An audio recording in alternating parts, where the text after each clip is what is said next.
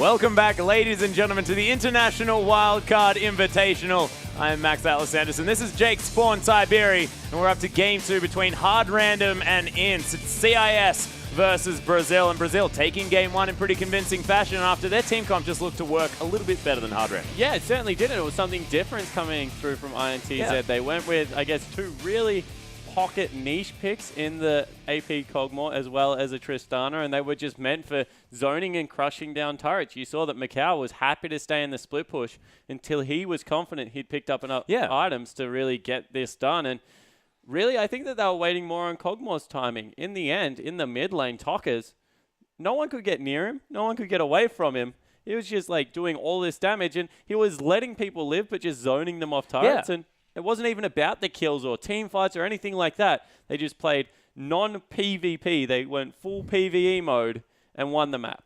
Yeah, it was beautiful to watch. And this is a game that, like you mentioned, had very, very low kill count, but it was just well strategically played out from INTZ after a difficult early game. Yeah, it certainly was. And, you know, when you get beaten in a game like that, you're like, oh, if only we could get on top of them, if only we could fight. But in the end, you didn't put together a team comp that could accomplish any of those things. So whether you think you're stronger, weaker, in between, better objective, none of that matters at the moment, Hard Random. If you're going to play like that, you need a team that actually has an engaged ability. Yeah, well, we'll see whether they pick that one up in the support role, because they had the opportunity to pick up a Nautilus or potentially a Leona or something like that. They had the opportunity to take anything. Take Alistair. I don't care. Just something that can actually get on top of a team. Get in there, boys. Yeah, exactly right. Annie is another thing. Like, there were so many options available. Like, even that they could have put Morgana into the support position and got something in the top lane. Like, pick Hecarim wasn't going. Like, pick Shyvana. Like, just go for massive flanks. There are so many things that you can use to fulfill that role, and they just didn't have any of them available, which meant that even if they had have got ahead, I don't know how they win that game, because a wave clear was coming out. That were getting dragged everywhere over the map. No one could really 1v1 Trist even. Like, they just didn't have the tools required to win the first game. Yeah, they weren't quite there. But, ladies and gentlemen, Game 2 could potentially be a different story. We've seen Hard Random do fantastic things, and now they're, of course, going to have all three of their bans. So that may change things up just a little bit. And when these teams switch sides as well, Hard Random now with two sort of power picks potentially, if things are left open here through the ban phase, and we'll see how it works out with the side change as well. Yeah, certainly. And, you know, there's more powerful picks than what you can generally ban away at the moment. That's why being on red side is so advantageous. We see a lot of teams actually picking that up when they do get side selection.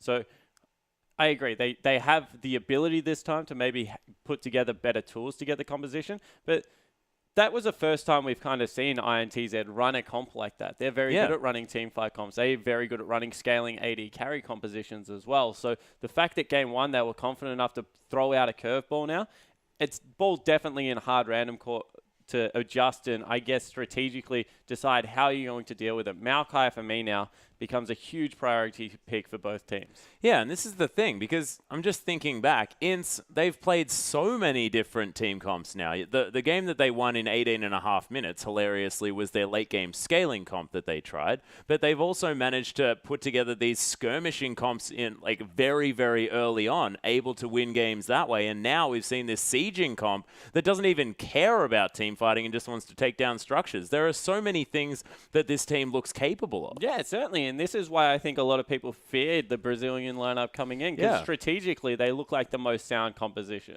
team.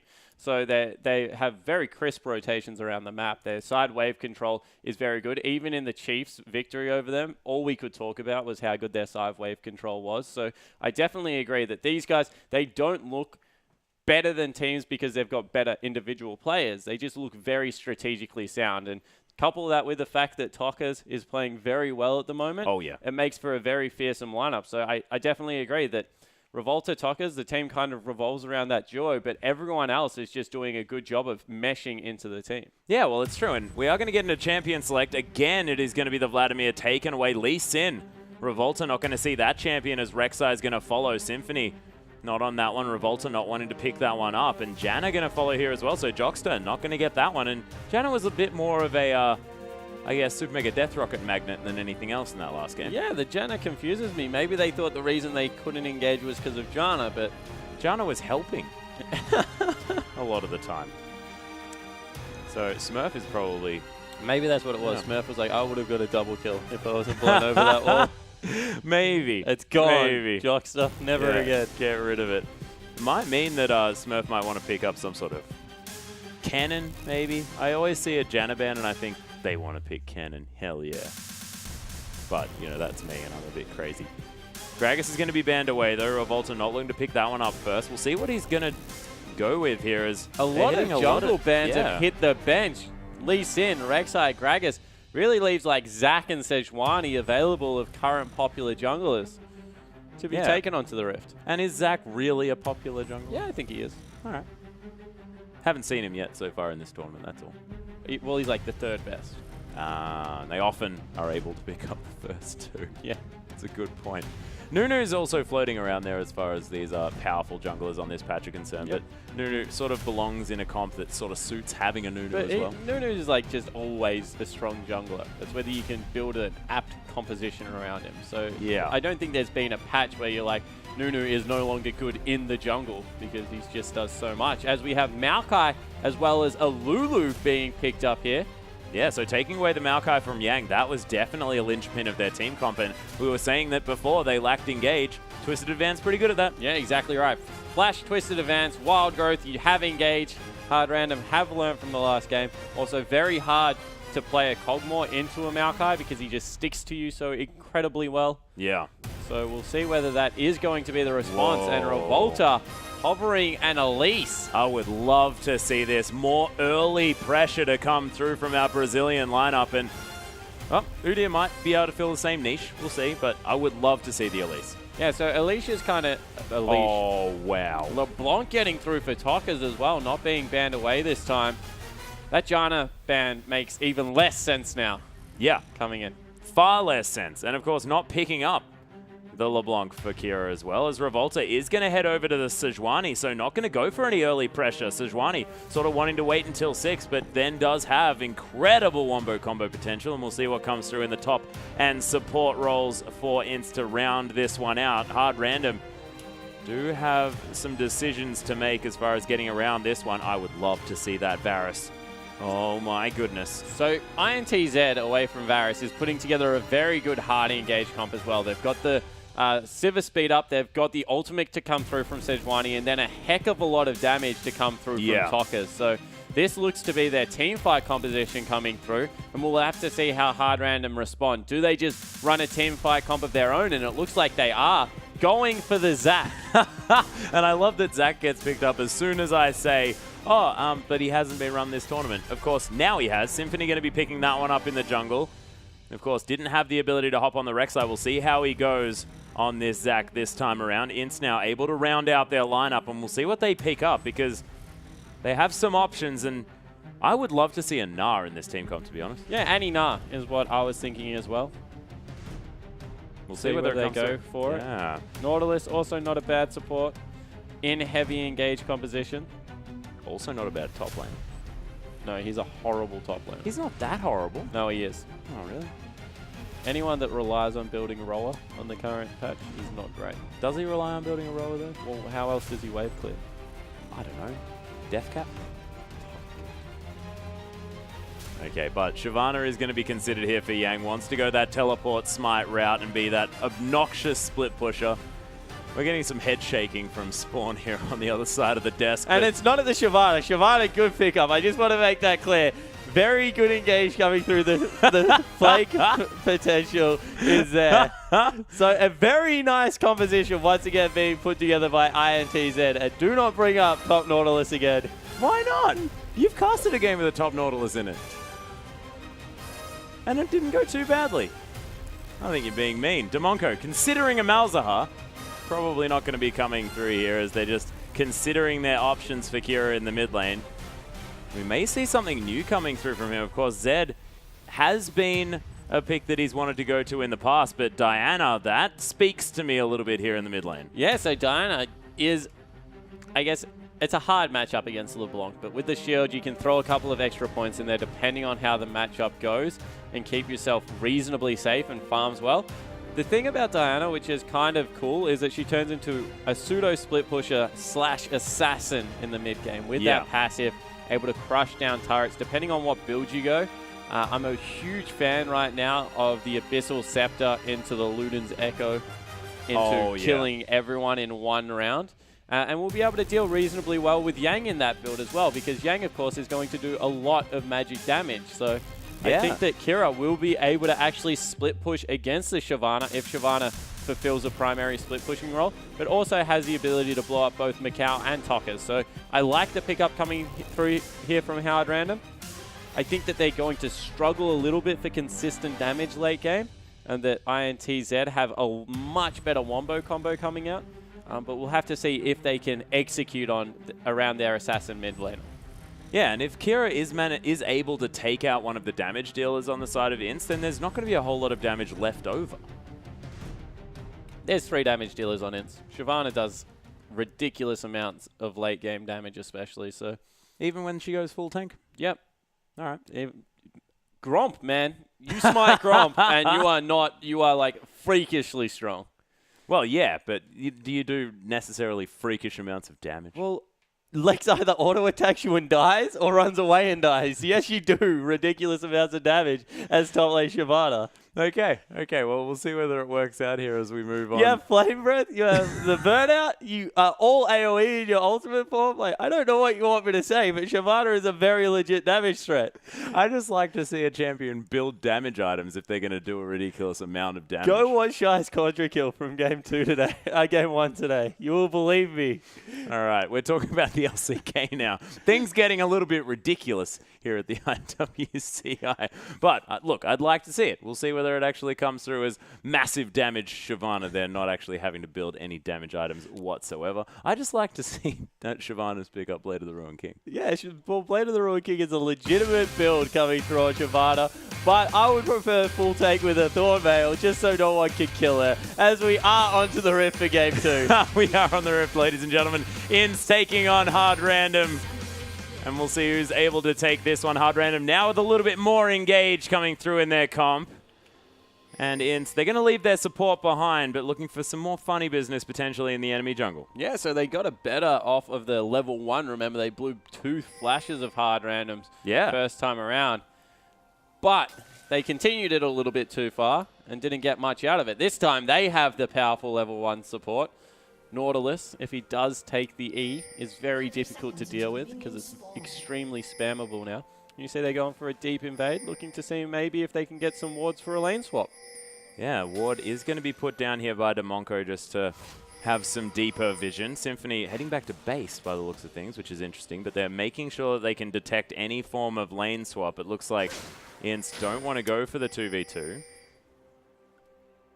I've got a really big pet peeve right now, Atlas. And it's people starting Q on Diana.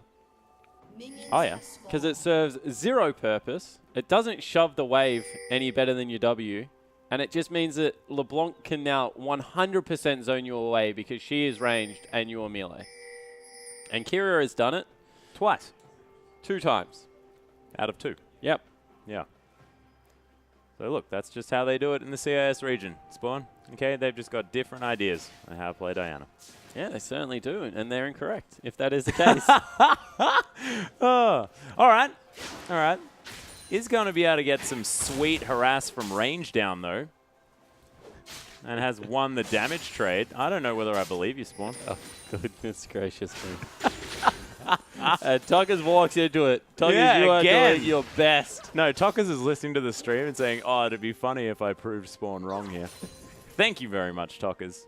You're a good guy. Sacrificing your lane just to make me look a little bit more right. The idea behind taking W, just if you are wondering, is that you just walk into the lane, you get the double proc, you use your passive to shove out level 1, and all of a sudden you're not in this situation where you're caught underneath the turret as a melee against ranged matchup. Because this is a lane swap, there's not really that much gank potential coming through for your team.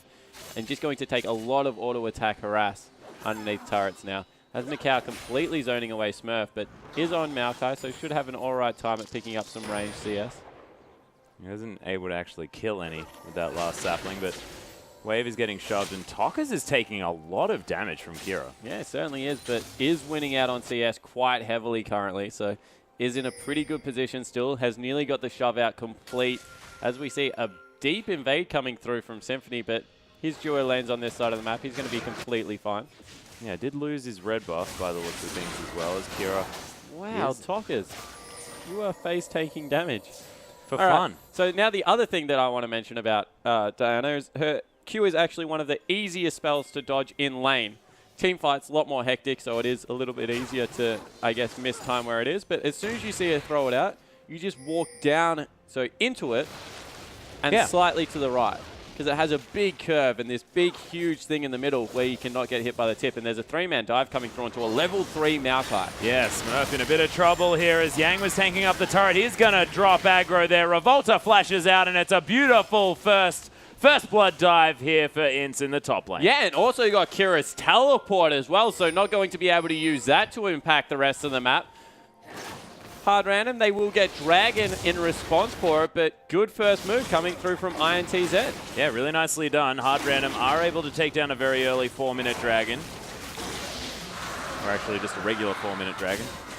That just means that it's early. Kira able to farm up these creeps underneath the turret. Tokka's back to health as he's got a massive CS advantage. Loves eating these crescent slashes though. Yeah, but that was thrown out at a very good time there from Kira. So that was more Kira's good intuition that he was going to get chunked out there. Does his best to avoid. Wow, chains nice land.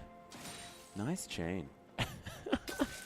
Tokka's getting some extra damage down. Is able to clear out this minion wave as well. Nice last hitting underneath the turret. Nails himself a cannon creep. Revolta not able to find a scuttle crab, so instead wants to kill Kira, who doesn't have teleport but does have the flash still available. Yeah, so as we see here, no vision currently on the jungler, just good intuitive play coming through from Kira. Looks like Revolta coming back here. It's a long time spent trying to camp out at Diana, who's incredibly tanky at this part. Went back and got a second ring, one for each hand, and that just... She's real tanky at this point. Yeah, real tanky. Doesn't quite have the Negatron Cloak part of the Abyssal Scepter yet, which would really make things difficult, but most definitely going to have the health bar available. But she's been kicked out of lane into jungle because of the camp coming through there. They didn't even see the... Oh, they saw the Sejuani enter the brush. But nothing else. Riptide by Joxter not going to find Smurf there, but he's going to continue to get zoned away from CS. You can see Yang has been jungling a little bit, but now he's going to be able to pick up this whole wave. Yeah, so able to push this one out and see whether he can get it done, as Demonko also takes some aggro from the creep. Tokka's tanking up every Q he can possibly find, as they're looking just to try and bait Kira in here as level 6 has been hit. There's the flash away though. Beautiful dredge line, going to lock it down there for Tokka's, and the second distortion nets a kill for him in the mid lane. Yeah, Symphony comes in, however, for a gank onto Yang. Yeah, but Yang solo at the moment. Not too bad. But Lex still getting some damage down on this turret. They deny almost a full creep wave under there. As INTZ, a lot of pressure here in the mid, and this is an advantage early on that INTZ didn't have in the last game, but still managed to take the victory. Hard random. They do have the dragons this time. They are going to have to make some moves in order to get themselves back into this one. Kira down by, my goodness, 15 CS in the mid lane. Has picked up a Null Magic Mantle, but it is the Chalice of Harmony. Almost the Athene's Unholy Grail finished up for Tokka's. Yeah, Athene's a good pickup on LeBlanc at the moment. Gives her some survivability against all the AP damage coming out. Maokai, Zac, not to mention the Diana, Lulu. There is a lot of magical damage coming through. But also just the fact that you're going to be able to get some resets behind insta-giving people. And you get a lot of mana back during these team fights to be able to spam out multiple spell rotations. And I like the term insta-give. Works well here in this particular game. Smurf. Oh, Mikhail, that was the easiest spell shoot of your life. Not going to go for it, though. Probably wants to dive, so he wants to save that. May have given something away here, though. Symphony going to be spotted out by that ward from Joxter. And Smurf. Now they're just going for the 2-man dive. Yeah, beautiful work. Revolta lands the knock up there with the Arctic Assault, and he gets stunned up to Symphony. Joxter takes so much damage. The passive is proc from the return of the boomerang, but they're not going to be able to finish off the bloblets. Demonko up here in the top lane. Revolta picks it up with the AoE smite. Beautifully done. Macau tanking up the turret. And you're just nodding your head saying, yep, knew that was going to happen. That is exactly why I actually stopped playing Zac, because all Gragas's take that smite as well, and it is just so frustrating to deal with. The dive coming through. Yeah, Revolta actually gets ignited, though. He's going to fall down. Demonco picks up the 1-for-1 under the turret. Jockster almost dies, but is going to survive that.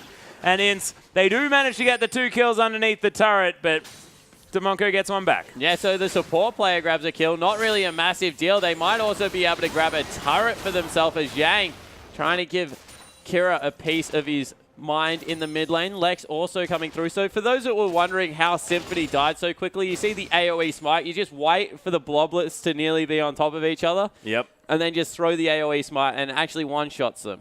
And it's really frustrating. Really frustrating and somewhat sad. Well, unless you're the Sejuani player, in which case Revolta thinks it's absolutely hilarious that he can one-shot Zac's passive. Yeah. No, he most certainly would, but I'm a bit sad. I feel like Zac deserves to have a passive that works. As they go in the bot lane. Yeah, on the hunt has been popped. Jockster level 4 here against the level 7. Lex, the teleport coming through from one of these players on the side of Hard Random. Nice dredge line. Jockster flashes out of the way of the Crescent slashes. Kira's looking to try and close the gap. Luna Rush is available, but wants the reset on it as Demonco comes down. Spell Shield not going to work as Revolta's coming through. Level 6 is hit. He's got the Glacial Prison, but it's a beautiful quick draw to get Lex out of it. Kira going down so low. Macau picks up the kill. The flash from Revolta. Demonco flashes after Lex to try and give him the shield, but there's 4 members of INTZ here on the bottom side. Demonco dies. Lex gets chained. He's going to die as well. And INTZ now are able to transition to potentially a dragon here in 20 seconds. 20 seconds until almost dragon minutes again. respawn, as Atlas is having a very hard time differentiating the a hard time. Minutes. Yeah, time is most definitely hard, Spawn.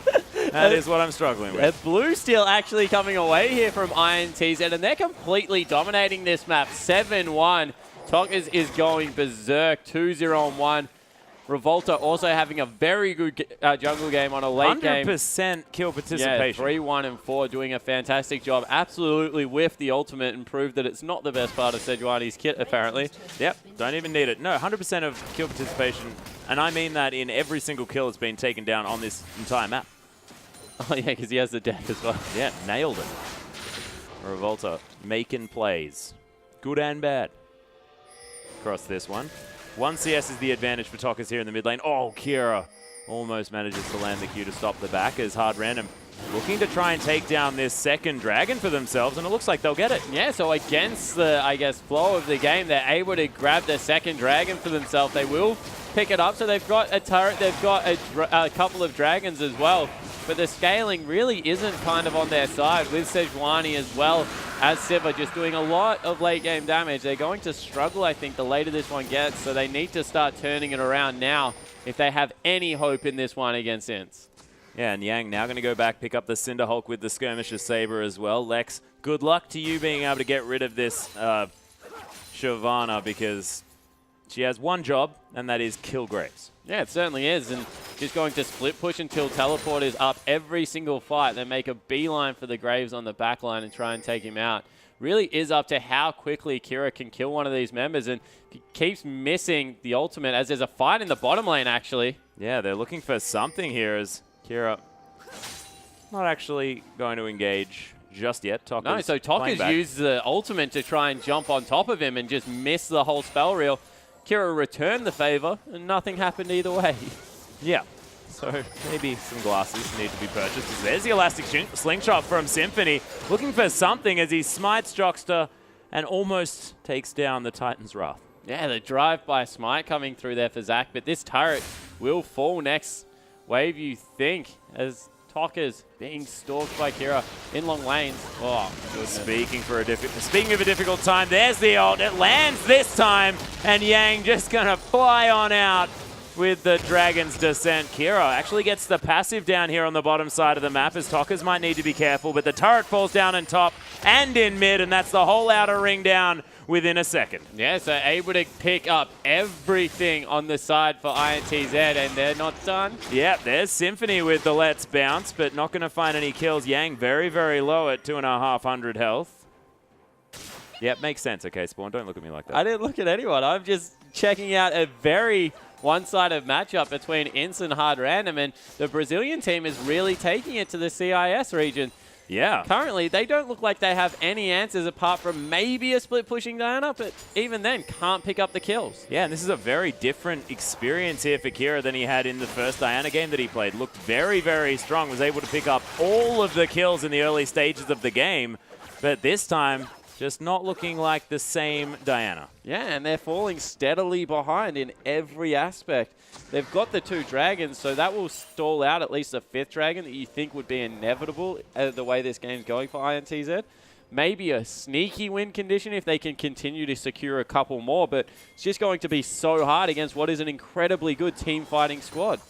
Yeah, and Revolta's shown that he's fantastic on this Sejuani. Missed the first ultimate, but nailed the second one. Point blank under a turret. Yep, continues to have 100% kill participation here at the same time, and Revolta has shown that he is really the linchpin of this team, and he's had a great game. Oh, Yang may have been discovered by Kira here on the bottom side. Gets skirmished up, though. Demonko coming through. Yang answering back with so much damage. Another Lunar Rush to come down. Wild growth, but Yang just do some auto attacks. Use the ultimate, do something.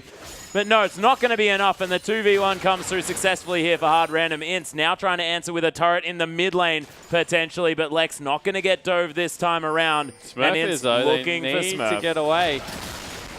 They are able to pick up a kill, so that is fantastic news. Getting the mid laner going is only going to mean good thing. Kira able to pick that one up. Unfortunately now, Revolta not 100% part of kills. Yeah, that's the saddest part.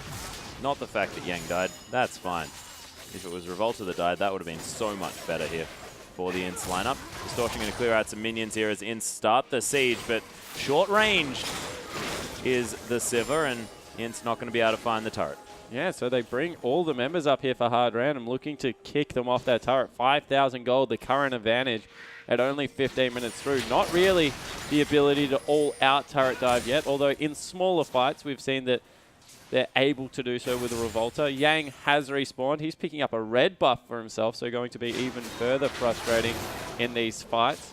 Kira looking to pick up a blue, but needs to be careful. There are a whole lot of people heading his way. Yeah, the whole INTZ lineup looking for this one. They had a ward on that as there's the ultimate to come down after the Arctic Assault. And look at all of this CC. The Moonfall tries to do something, but there's the depth charge. Kira flashes over the wall, but Distortion gonna grab it here for Tockers. Yeah, so able to get the Summoner spell as well as the kill in the end. Tockers picking that one up 3-0-1. We've already seen how good his LeBlanc can be.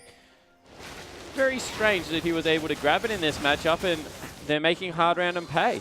Yeah, and the Janaban biting Hard Random in the backside once again.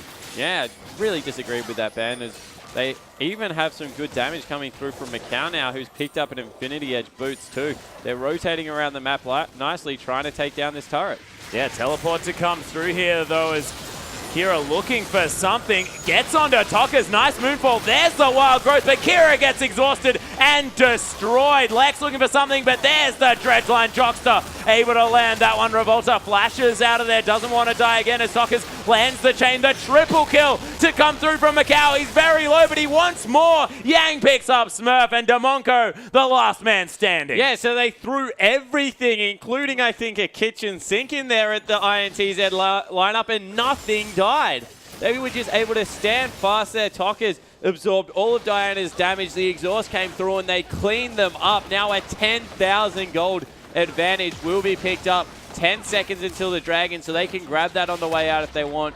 Looks like they just want to recall and spend all of their sweet cash, but Hard Random now in a lot of trouble. And Spawn, what do you build to mitigate the damage coming through from a kitchen sink?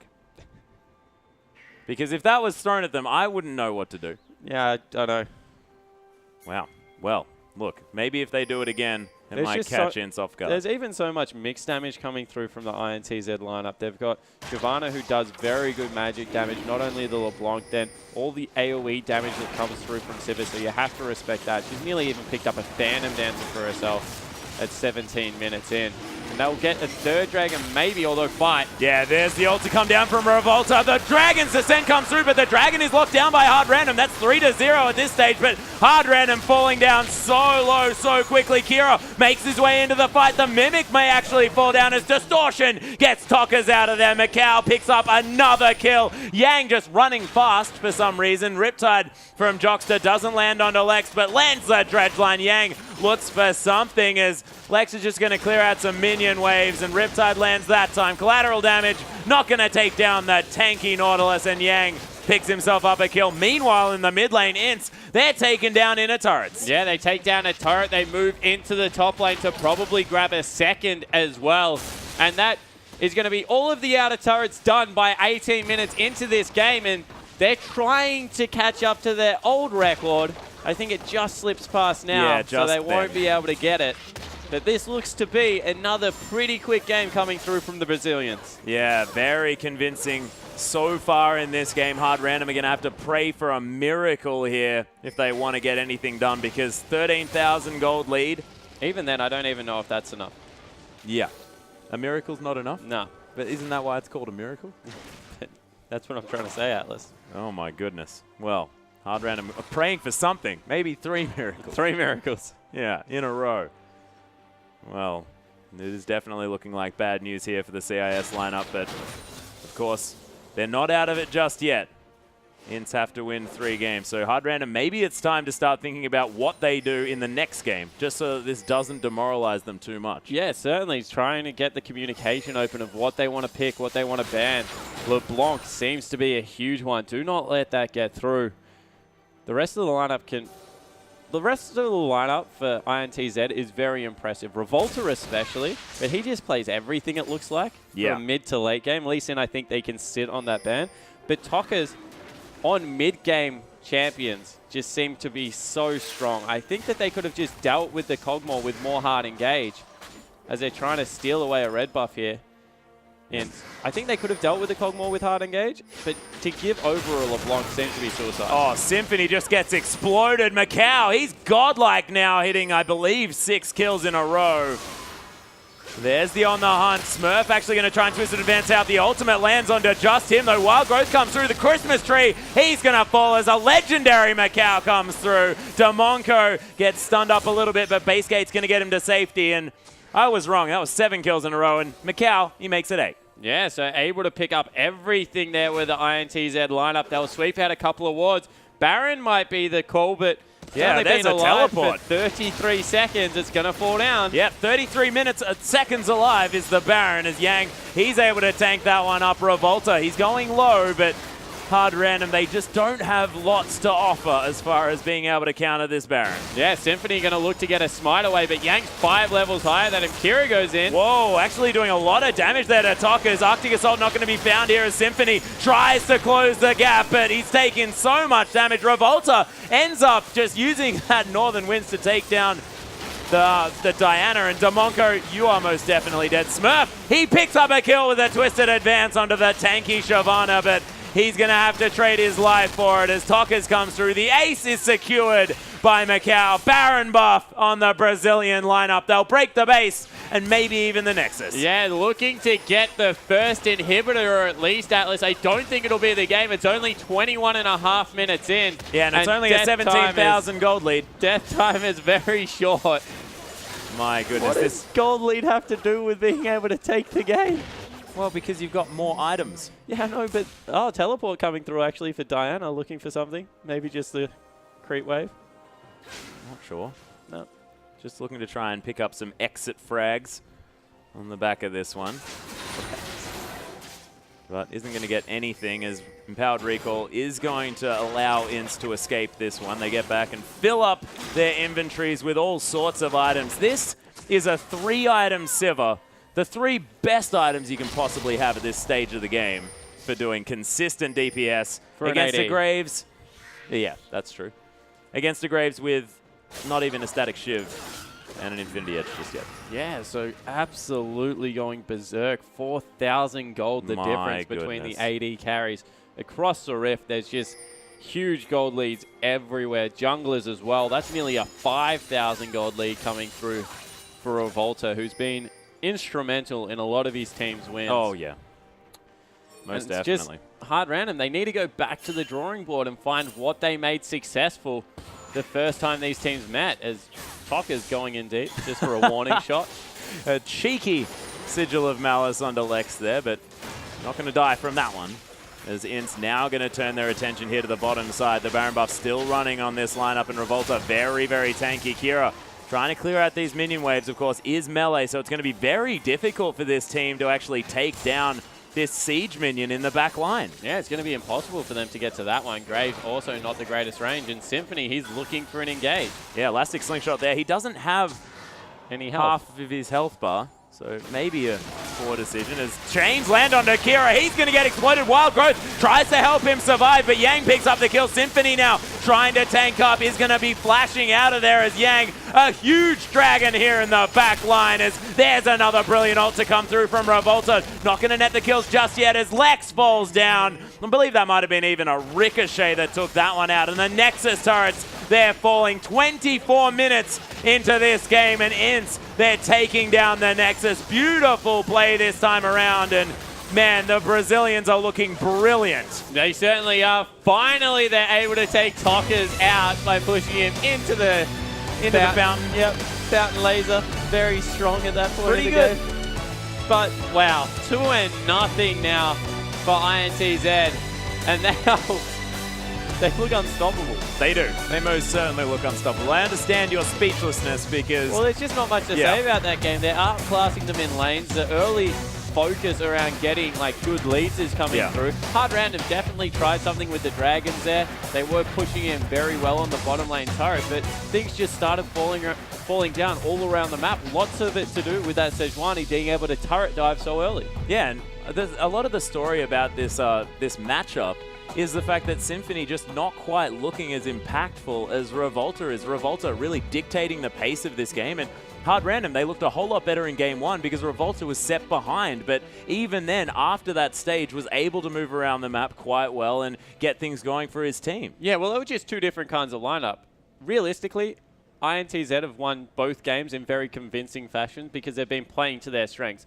Game one, unless it was like one of those freaky thing where they got another triple kill on maybe their Cogmore or something, they were never going to win at the 23-minute mark because it was a poke siege comp that they needed 3 items on their main carries to get going. So the time that they won it in was very impressive for the lineup they put together. This time round, they had a LeBlanc.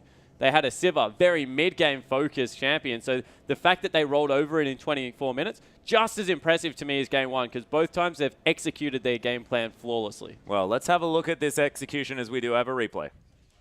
Yeah, so as we come through here, this is one of the first turret dives, and you can see on your mini-map there are 3 members versus 2, so you think if this is going to be a dive, it actually might be in Hard Random's favor. As we roll this one out, they engage extremely heavy onto Smurf and get Symphony to commit, and all of a sudden they just turn around and use all their damage on him. From here you think Zac passive, really good, probably not going to fall, but Revolta, extremely patient, waits for all the blobs to come together, and then picks up the smite on all 4 pieces because it's an AoE smite and picks up a kill. Sad. So sad. Boomerang went across Smurf then as well. They got some damage back, but in the end it was just really sad kill. Yeah, so Revolta, just an incredibly smart player. Patient to wait that one out, didn't panic on anything, told his team to back away. There was no way one of them was going to fall down. It was a 1v3 at that point. Goes in, cheeky smite, gets out on Sejuani, and that started the entirety of the snowball. Yeah, well, they'd already picked up a couple of kills, but you're exactly right. This allowed them to get that dive happening. They then moved forward, picked up some turrets around the map as well, and by then the global gold lead was just too huge. Yeah, the global gold lead got massive, and in the end it just led to all these huge items coming through on already mid-game focus carries, and I think you just have to run a mid-game hard engage comp at these guys and try and continually fight them. Yeah, well, Hard Random need to definitely do something. But ladies and gentlemen, Game 3 is going to be coming up very soon. We'll see whether Hard Random can bring us to a potential Game 4 or 5 afterwards.